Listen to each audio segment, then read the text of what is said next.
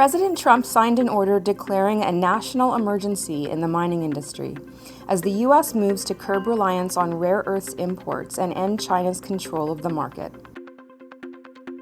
The directive asks the Interior Department to explore using the 70-year-old Defense Production Act to speed up mine development.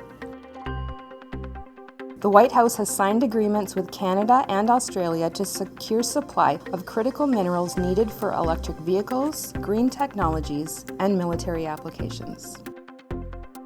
After surging past the $3 a pound mark midweek, the copper price rally came to an abrupt halt Thursday, with one of the worst one-day drops on record.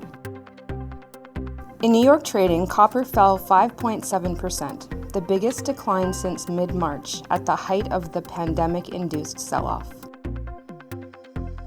S&P Global reports an inventory buildup in warehouses managed by the London Metal Exchange could be behind the drop after inflows of almost 92,000 tons over 3 days.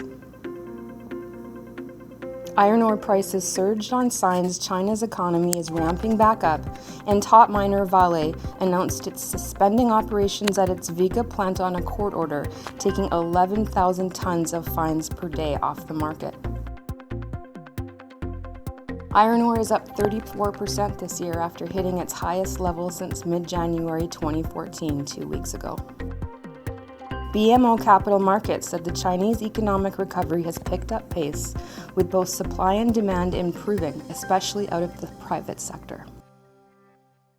Australian miner Piedmont Lithium stock surged over 80% Monday after confirming it signed a deal to supply Tesla with high-purity lithium ore mineral for up to 10 years. Piedmont will supply Tesla a third of its planned 160,000 tons per year spodumene concentrate from deposits in North Carolina.